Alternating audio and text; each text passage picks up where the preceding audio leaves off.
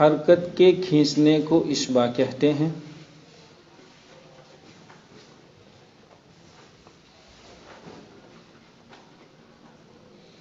حرف کے کھینچنے کو مد کہتے ہیں، لیکن کھینچنا دونوں میں ہوتا ہے، اصطلاحی فرق ہے۔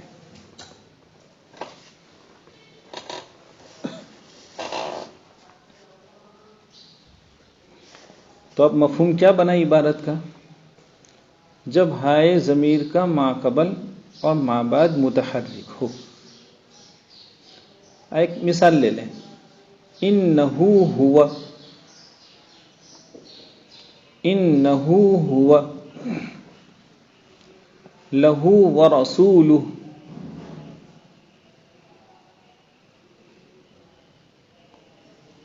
انہو ہوا میں انہو کی ہاں ہائے ضمیر، اس کا ما قبل نون متحرک، اس کا ما بعد ہوا کی ہاں وہ متحرک، تو ہائے ضمیر کا دونوں طرف متحرک ہے۔ اس کو فرمایا کہ ما قبل اور ما بعد متحرک ہو۔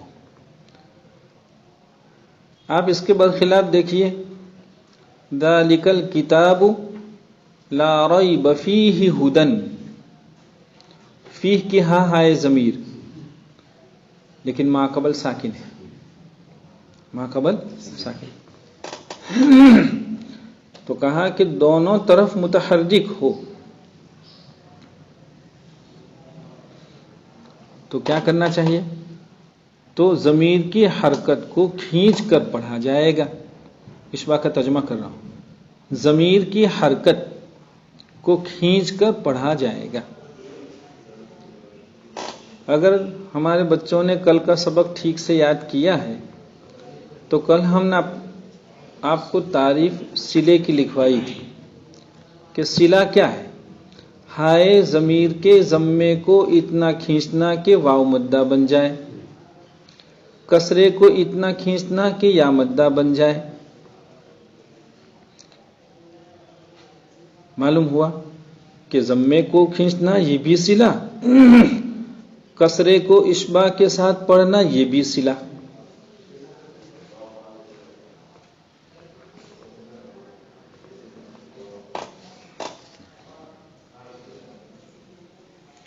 چنانچہ اشباع کو خود سمجھا رہے ہیں مصنف رحمۃ اللہ علیہ۔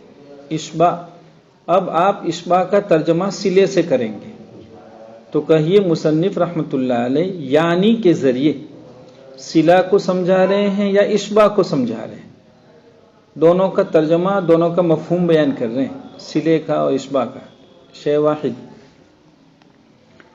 یعنی اگر ضمیر پر ضمہ ہو تو اس کے ما بعد واو ساکن زائد ہوگا، واو مدہ پیدا ہوگا، اور اگر ضمیر پر کسرہ ہے تو اس کے ما بعد یا ساکنہ زائد ہوگی، کسرے کو کھینچیں گے تو یا مدہ پیدا ہوگی۔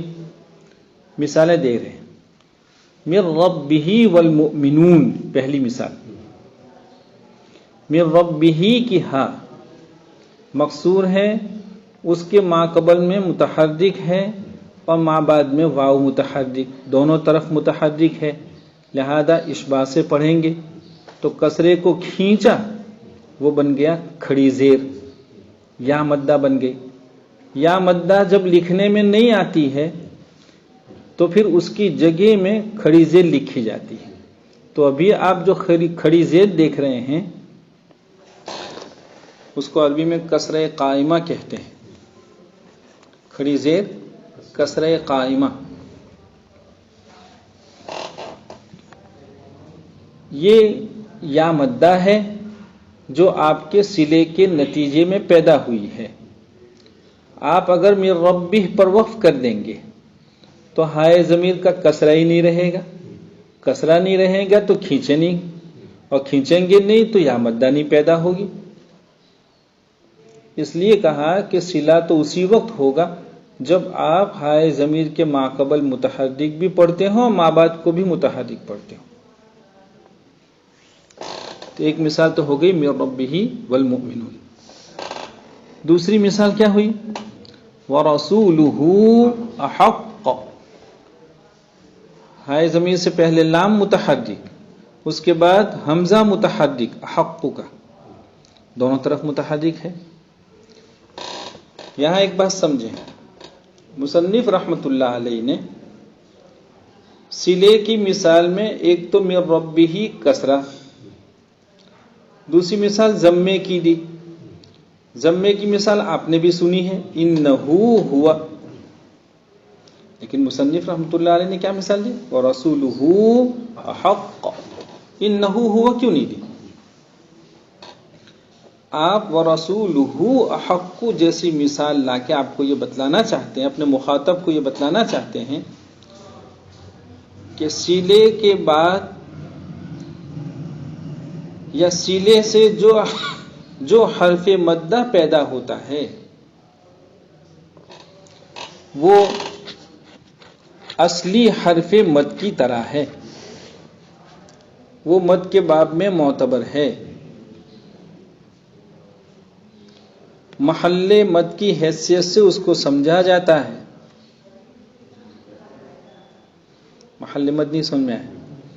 دیکھیے، فی انفسکم قالوا آمنا، تو قالوا کا واو مدہ یہ محل مد، آمنا کا حمزہ سبب مد، فی انفسکم کی یا مدہ محل مد، انفسکم کا حمزہ سبب مد، وَرَسُولُهُ أَحَقَّ، تو ہاں پر ضمہ تھا، آپ نے اس میں صلہ کیا تو ضمے کو کھینچنے کے نتیجے میں واو مدہ پیدا ہوا، جو ابھی آپ کو نظر نہیں آ رہا ہے، آپ کے تلفظ میں تو موجود لیکن لکھائی میں موجود نہیں۔ صلے سے پیدا شدہ حرف مدہ وہ یہاں لکھائی میں نہیں ہے، یہاں کہہ رہا ہوں قرآن کریم میں بعض جگہوں میں ہے بھی، میم جمع میں جو صلہ ہوتا ہے، سمیتموہا، عربی دوم کے بچے تو ماشاءاللہ سیگے سمجھتے ہیں، ان کے لیے مشکل نہیں ہے، یہ اصل تھا سمیتمہا، سمیتمہا، میم جمع میں آپ نے صلہ کیا، تو میم جمع پر جب بھی کوئی حرکت آتی ہے تو ضمہ ہی آتا ہے، تو میم جمع میں پہلے تو ضمہ آیا، سمیتم کی میم کو ضمہ آیا، پھر اس ضمے کو آپ نے کھینچا تو واو مدہ بن گیا۔ چنانچہ قرآن کریم میں آپ لکھنے میں بھی دیکھیں گے واو مدہ موجود۔ تو صلے سے پیدا شدہ مدہ بعض مواقع میں لکھا جاتا ہے، باقی مواقع میں نہیں لکھا جاتا ہے، تو چاہے وہ نہ لکھا جائے لیکن تلفظ میں موجود، رسم میں نہیں، املا میں نہیں، تلفظ میں موجود صلے سے پیدا شدہ حرف مدہ مد کے باب میں معتبر، مد کے باب میں معتبر،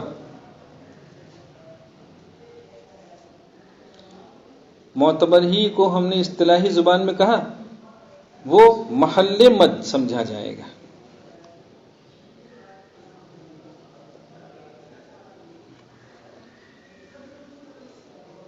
چنانچہ اب آپ دیکھیں کیا ہوا، وَرَسُولُهُ، واو مدہ پیدا ہوا، اس کے بعد احق، واو مدہ کے بعد حمزہ دوسرے کلمے میں، آپ تو کل بتلایا تھا، آپ تو کہتے ہیں مد منفصل، نہ، اس کو مد صلہ کہتے ہیں، اصطلاحی زبان میں اس کو مد صلہ کہتے ہیں، ویسے مد منفصل بھی کہہ سکتے ہیں اور یہی حکم ہے اس کا، چنانچہ اس کی مقدار مد منفصل ہی کسی ہوگی۔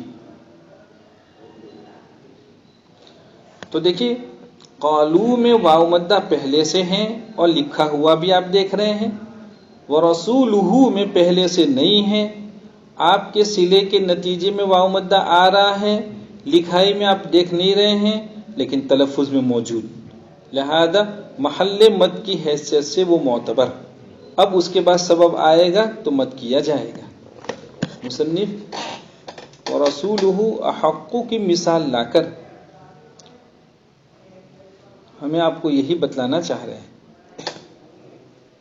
کہ صلے سے پیدا شدہ حرف مدہ بھی محل مد کی حیثیت سے معتبر ہوتا ہے.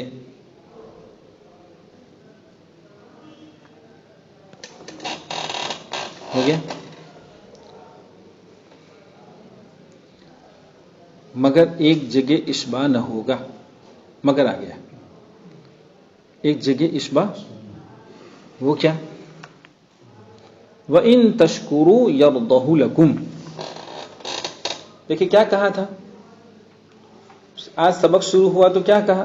ہائے ضمیر کا ماقبل بھی متحرک ہو، ما بعد بھی متحرک ہو، تو ہائے ضمیر کی جو بھی حرکت ہوگی، کسرہ ہو یا ضمہ، اس کو اشباع کے ساتھ پڑھیں گے. یہ اصول بیان ہوا تھا. لیکن آپ دیکھیں یرضہ لکم، وَإِن تَشْكُرُوا یرضہ لکم، ہائے ضمیر سے پہلے بھی متحرک ہے اور بعد میں بھی متحرک ہے، دونوں طرف متحرک ہے. آج کا سبق جو شروع ہوا اس میں جو اصول بیان ہوا، اس اصول کے تحت تو یہاں بھی صلہ ہونا چاہیے. اور کیا پڑھنا چاہیے؟ یرضہ لکم. لیکن صلہ نہیں ہوتا ہے. اس کو کہا مگر ایک جگہ اشباع نہ ہوگا، مانا یہاں صلہ نہیں، حالانکہ اصول پایا جا رہا ہے، اس کے باوجود صلہ نہیں ہوتا ہے.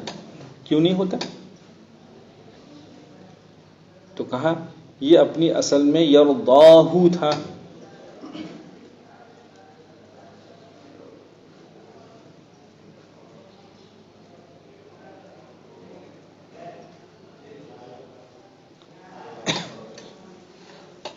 رضیہ یرضا، رضیہ یرضا، تو یرضا الف کے ساتھ ہے.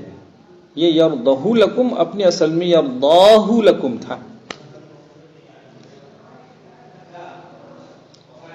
ہائے ضمیر کا ماقبل الف ہے اور الف ساکن ہے، تو پھر وہ بات آ گئی کہ صلہ تو اس وقت ہوتا تھا جب ہائے ضمیر کا ماقبل بھی متحرک ہو، ما بعد بھی متحرک ہو.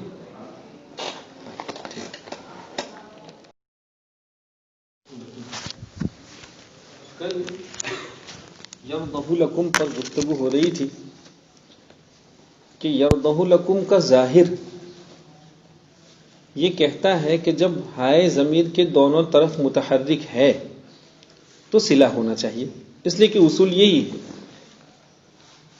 اور ہمارے بچے اس کو نوٹ کریں کہ ہائے ضمیر کے دونوں طرف جب کوئی حرف متحرک ہوتا ہے تو بالاتفاق سارے قراء اس میں صلہ کرتے ہیں. ایسے موقع میں صلے سے کسی کا اختلاف ہی نہیں.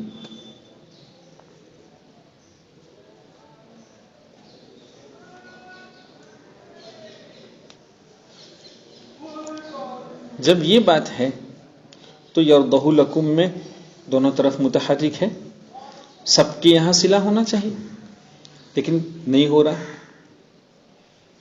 کیوں نہیں ہو رہا ہے؟ بس صحیح بات یہ ہے کہ روایت یہ کلمہ امام عاصم یا امام حفص رحمۃ اللہ علیہ کو ترک صلے ہی سے پہنچا ہے.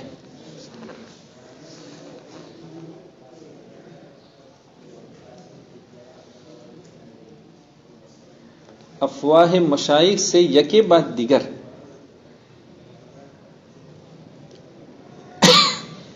امام عاصم رحمۃ اللہ علیہ کو اور ان سے امام حفص کو یہ کلمہ بغیر صلے ہی کے پہنچا ہے.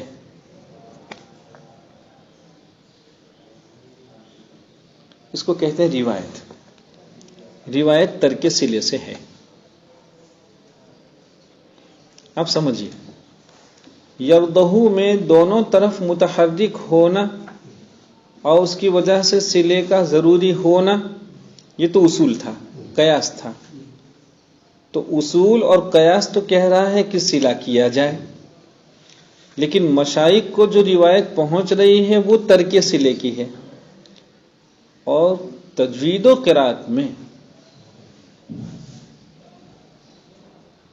جب دونوں ایک دوسرے کے مقابل ہو جائیں، قیاس اور روایت، قیاس کچھ کہتا ہو، روایت کچھ کہتی ہو.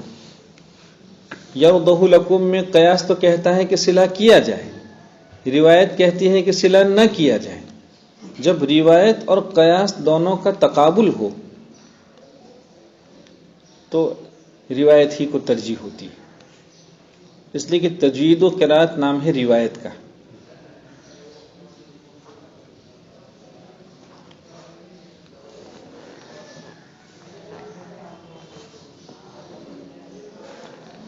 تو کہنا چاہیے کہ گو اصول اور قیاس تو کہہ رہا تھا کہ یرضہ لکم میں صلہ کیا جائے، مگر چونکہ امام حفص رحمۃ اللہ علیہ کو یہ کلمہ بغیر صلے ہی کے پہنچا ہے، روایتاً ترک صلہ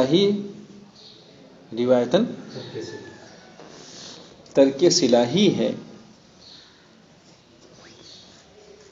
اس وجہ سے یہاں صلہ نہیں ہوگا.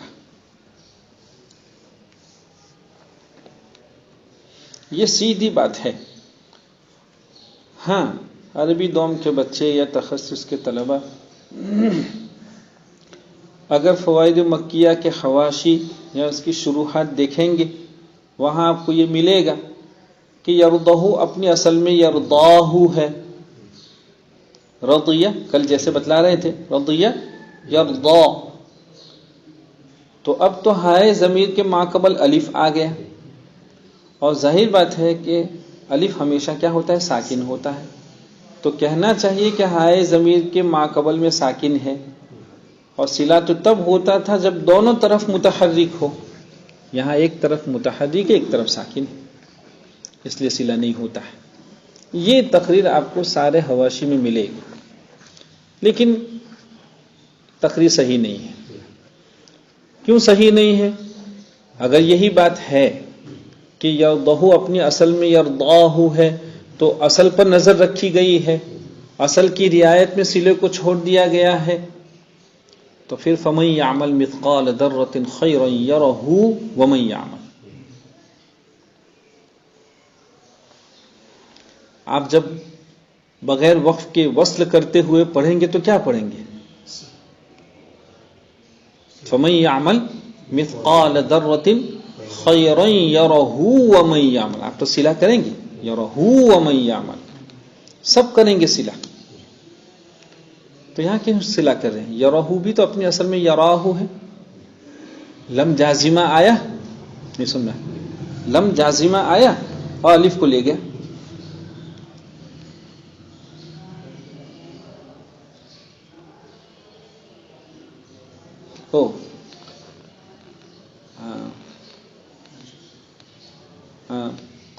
معاف کریں گے، ارے وہ تو جزا ہے، لم جازمہ نہیں کیا. تو یرہو بھی اپنی اصل میں یراہ ہے، الف حذف ہوا عامل جازم کی وجہ سے. تو پھر یہاں کیوں صلہ کر رہے ہیں؟ یہاں اصل پر کیوں نظر نہیں رکھ رہے ہیں؟ نہیں سمجھ میں آیا؟ اگر یرضہ میں آپ یہ کہہ رہے ہیں کہ یرضاہ اصل تھا تو یرہو بھی اپنی اصل میں یراہ تھا، ایسا سمجھ میں. اس لیے یہ تقریر صحیح نہیں ہے. یہ کہنا چاہے کہ امام حفص رحمۃ اللہ علیہ کو یہ کلمہ یرضہ کا کلمہ ترک صلہ ہی سے پہنچا ہے. گوئے قیاس و اصول تو کہتا ہے کہ صلہ ہونا چاہیے.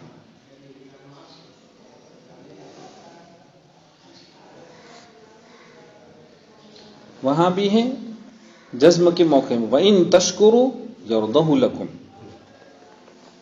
وہ بھی موقع جزم میں ہونے کی وجہ سے یرضاہ کا الف حذف، یہاں بھی موقع جزم میں ہونے کی وجہ سے یراہ کا الف حذف.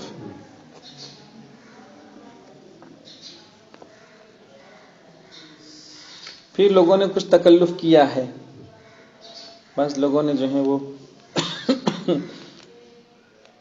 الم یرہو احد سے تکلف کیا تھا. کہا دیکھو یرضاہ الف تھا تو رعایت اصل میں تو الم یرہو احد، الم یرہو احد، وہاں صلہ ہوا، بلکہ مد صلہ کرتے ہیں، صرف صلہ نہیں کرتے. وہ بھی تو یراہ تھا، وہ تو لم جازمہ تھا جو اس کو لے گیا. تو پھر وہاں کیسے ہو گیا؟ تو کہا ہاں اس کے بعد حمزہ ہے. کس کے بعد؟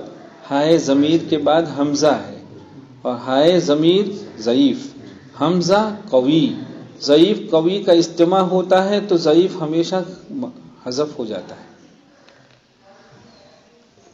ضعیف قوی کا جب اجتماع ہوتا ہے تو عام متن توجہ قوی کی طرف ہوتی ہے اور ضعیف بے توجہی کا شکار ہو جاتا ہے. ضعیف سے توجہ ہٹ جاتی ہے اور پورا دھیان قوی کی طرف ہو جاتا ہے.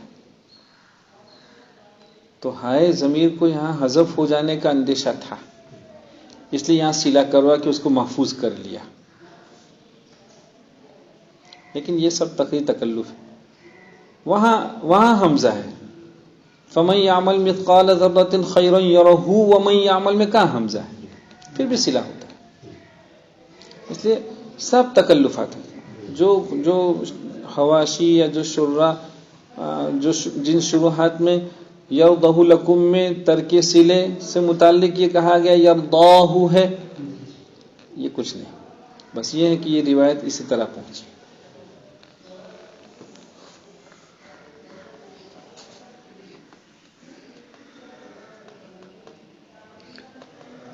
دیکھیں آگے کیا کہہ رہے ہیں. پہلے تو کیا فرمایا، مگر ایک جگہ اشباع نہ ہوگا، یعنی وَإِن تَشْكُرُوا يَرْضَهُ لَكُم میں اس کا ضمہ غیر موصولہ بغیر صلے کے پڑھا جائے گا. اور ہم نے بتلایا تھا کہ اشباع اور صلہ تو غیر موصولہ، کیا معنی غیر موصولہ؟ بغیر اشباع کے. کل بتلایا تھا، دیکھو صلہ جس حرف میں صلہ ہو اس کو موصول کہتے ہیں، اس لیے کہ فعل صلہ کا وقوع اس پر ہو رہا ہے.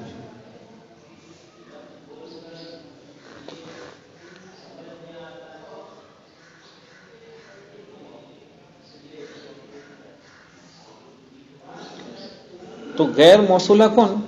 ہاں، آئے سمجھ میں؟ مفعول کون؟ ہاں، اس پر فعل صلہ کا وقوع ہو رہا ہے، اس لیے اس کو غیر موصولہ غیر موصولہ دونوں بولا جاتا ہے. تو وَإِن تَشْكُرُوا يَرْضَهُ لَكُمْ کی ہاں غیر موصولہ ہے، یعنی اس پر فعل صلہ کا وقوع نہیں ہو رہا ہے.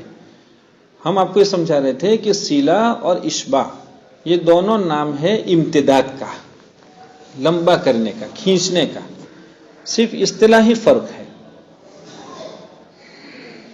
کہ حروف مدہ کے امتداد کو مد کہا جاتا ہے اور ہائے ضمیر میم جمع کی حرکت کے امتداد کو صلہ یا اشباع کہا جاتا ہے.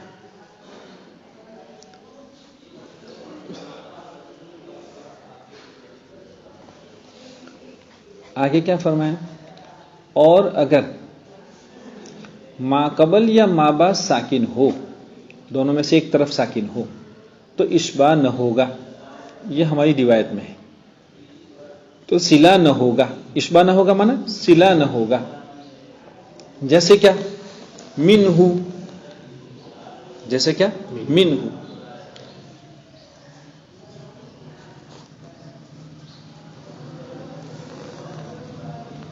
وَيُعَلِّمُهُ الْكِتَابَ، دیکھو یہاں کیا ہے، منہ میں ہائے ضمیر سے پہلے ساکن ہے، وَيُعَلِّمُهُ الْكِتَابَ میں ہائے ضمیر کے ما بعد لام تعریف ساکن ہے. تو دونوں میں سے کسی بھی ایک طرف ساکن ہو تو ہمارے یہاں صلہ نہیں ہوتا ہے.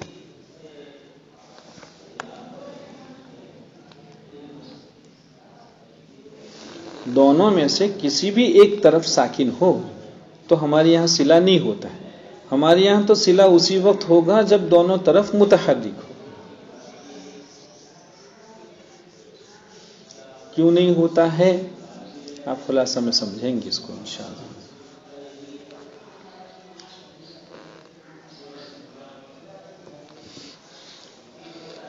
آگے کیا فرمایا، مگر. دیکھو مگر سے پہلے پھر اس کو دوہرا لیں. پہلے کیا کہا کہ ہائے ضمیر کے کسی بھی ایک طرف جب ساکن ہوگا تو صلہ نہیں ہوگا. اب کہیے مگر فیہ محانہ جو سورہ فرقان میں ہے اس میں اشباع ہوگا، حالانکہ ما قبل میں ساکن ہے، ایک طرف ساکن ہے، نہیں ہونا چاہیے تھا مگر ہوتا ہے. کیوں ہوتا ہے؟ ایسا کیوں ہوا؟ ایک تو آپ کہیں گے روایت کہ امام حفص رحمۃ اللہ علیہ کو یہ کلمہ صلے ہی کے ساتھ پہنچا، گو آپ کے یہاں اصول نہیں تھا، لیکن چونکہ آپ کو یہ کلمہ مشائخ سے صلے کے ساتھ ہی پہنچا ہے اور روایت کو ترجیح ہوتی ہے، اس لیے آپ اس کو صلے سے پڑھ رہے ہیں۔ ایک تو روایت، لیکن عقلاً بھی ہے صلہ، درایتاً بھی صلہ ہے۔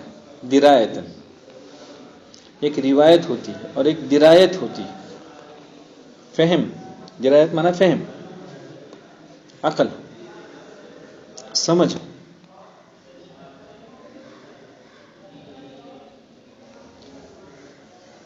وہ کیا دیکھیں، عربی دوم کے بچے بطور خاص سنیں اور سمجھیں۔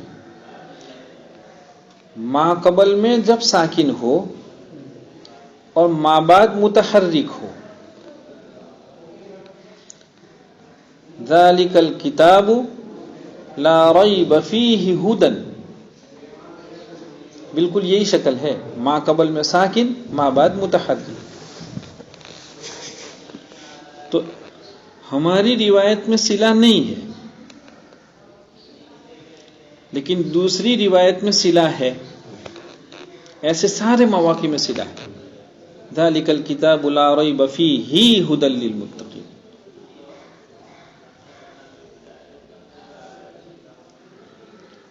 سمجھیے برابر۔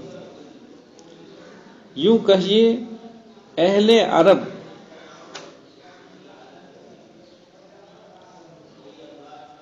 ایسے موقع میں،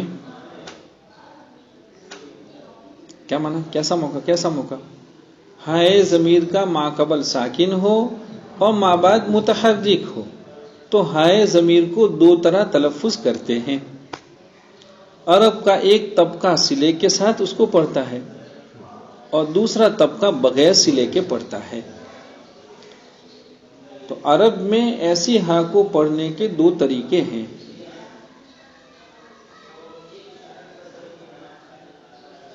ہو گیا؟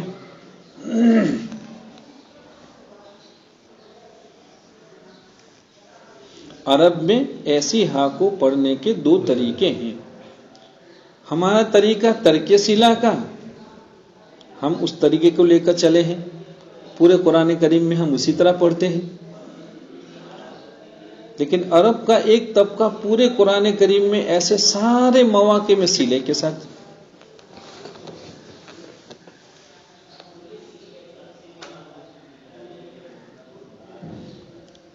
ہو گیا؟ اب سمجھیے، ہم نے اس ایک جگہ میں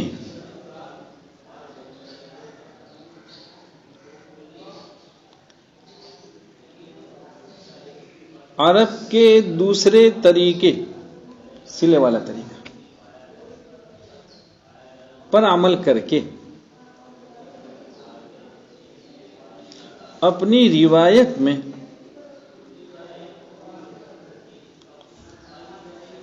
دونوں طریقوں کو جمع کیا ہے۔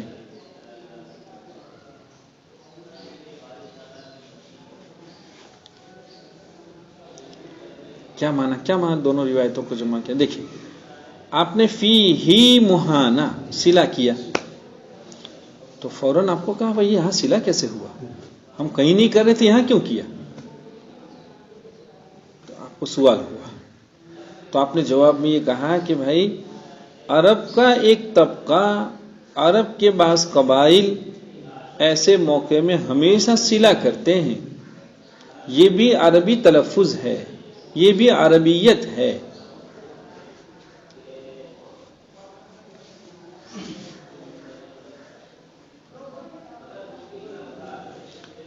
تو اس کا صلے ایسے موقع میں صلہ یا عربیت ہے، عرب کا ایک طبقہ اس کو لے کر، یا اس کا علم آپ کو ہوا کیسے؟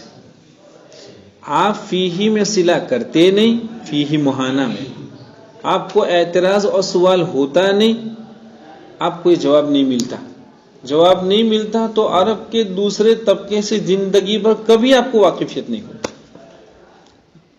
آپ یہ کبھی جانتے ہی نہیں کہ عرب میں اس ہا کو پڑھنے کے دو طریقے رہے ہیں. عرب کا ایک قبیلہ تو اس کو سلے سے پڑھتا ہے تو دوسرا قبیلہ اس کو بغیر سلے سے. اس کا علم آپ کو کبھی ہوتا ہی نہیں. آپ کے علم میں یہ جو اضافہ ہوا وہ فیہی مہانہ میں صلہ کرنے کے نتیجے میں ہوا.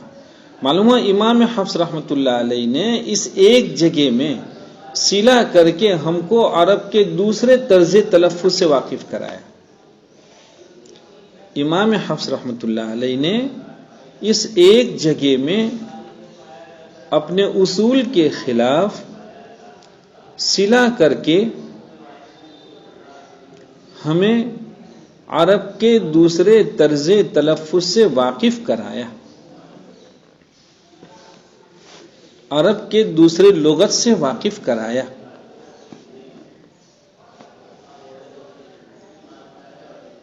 اگر ایسا نہیں ہوتا تو ہم تو عرب کا ایک ہی تلفظ جانتے، ایک ہی طرز تلفظ سے ہماری واقفیت رہتی.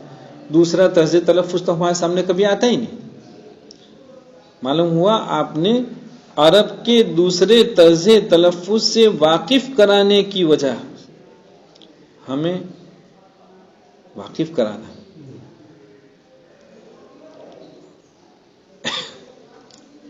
اس وجہ سے آپ نے اس ایک جگہ میں صلہ کیا.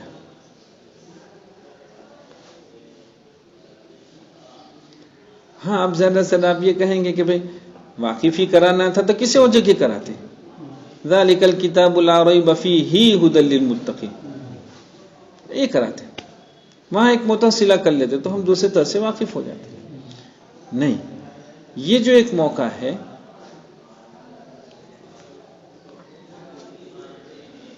یہ اس کا بہترین موقع ہے. کیوں؟ اس لیے کہ ایک جگہ صلہ کرو گے تو جہاں عرب کے دوسرے طرز تلفظ سے واقفیت ہوگی اس کا نفع ہوگا، ایک اور نفع بھی ہوگا.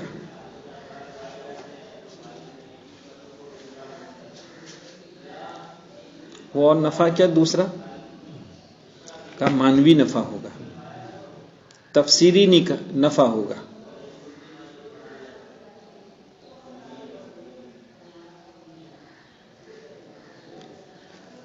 کیا ہے تفسیری اور معنوی نفع؟ تو دیکھیں اللہ رب العزت نے پہلے تو عباد الرحمن، اللہ کے خاص بندے، ان کا تذکرہ فرمایا اور ان کے اوصاف بیان کیے کہ جو لوگ ان صفات سے متصف ہیں وہ یہ سمجھے کہ وہ اللہ کے خاص بندے ہیں. عباد الرحمن الذین یمشون علی الارض ہونا واذا خاطبهم، یہ ایک سلسلہ. اور پھر اخیر میں کہا ولا يقتلون النفس التي حرم الله الا بالحق ولا يزنون، کہ زنا بھی نہیں کرتے، اپنے آپ سے زنا سے بچاتے ہیں، چاہے وہ آنکھ کا زنا ہو یا اور کسی طرح کا زنا ہو، کہ وہ اللہ کے خاص بندے ہوتے ہیں. آگے فرمایا وَمَن يَفْعَلْ ذَلِكَ، ہاں جو لوگوں کے ساتھ لڑائی جھگڑا کرتا ہے، جو زنا میں رہتا ہے، تو پھر ایسے لوگوں کے باب میں قرآن کیا کہہ رہا؟ یلقا ثاما، جہنم میں ڈال دیا جائے گا. یہ جہنمی لوگ ہیں، ان کو جہنم میں ڈال دیا جائے گا. پھر کیا کہا؟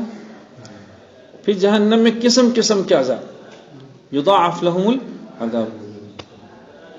آگے فرمایا وَيَخْلُدُ فِيهِ مُهَانًا، اور کہا ایسا نہیں کہ 2-4 روز 2-4 سال عذاب دیا گیا پھر چھٹی ہو گئی، نہیں، وَيَخْلُدُ فِيهِ، اس میں ہمیشہ رہیں گی.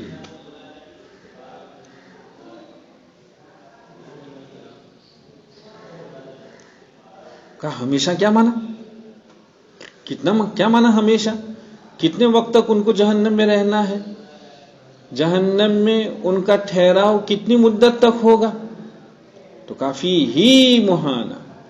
دیکھو صلہ یہ کیا ہے؟ امتداد، مت کرنا ہے، لمبا کرنا ہے. تو جہنم میں ان کے ٹھہرنے کی، رہنے کی، ان کے قیام کی جو مدت تھی ہمیشہ، اس ہمیشہ کو بھی لمبا کیا. تو آپ نے صلہ کر کے تلفظ میں مد کیا.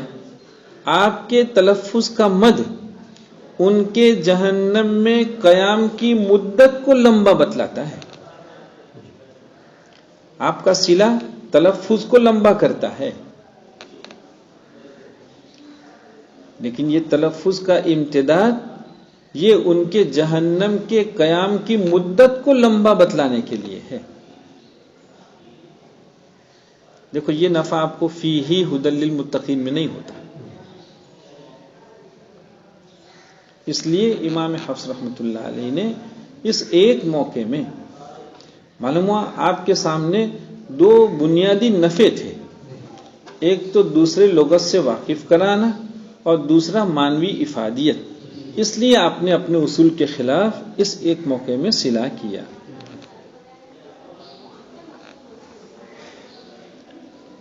تو فرمایا مگر کا مستثنی منہ کیا ہے؟ ما قبل میں اصول بیان کیا تھا کہ ہائے ضمیر کے ما قبل یا ما بعد دونوں میں سے کسی بھی ایک طرف اگر ساکن ہے تو صلہ نہیں ہوگا. یہ اپنے یہاں اصول ہے امام حفص کے یہاں. کہا لیکن ہمارے اصول سے ایک موقع خارج ہے، مستثنی ہے.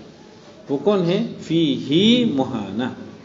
حالانکہ فیہ میں ہائے ضمیر کا ما قبل ساکن تھا، صلہ نہیں ہونا چاہیے تھا، مگر تین وجہ ہو گئی: روایت، دو لغت عرب کے دو طرز تلفظ سے واقف کرانا، اور نمبر تین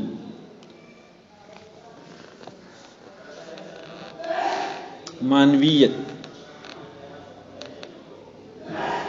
ان تین وجوہ سے خلاف اصول یہاں صلہ کیا گیا.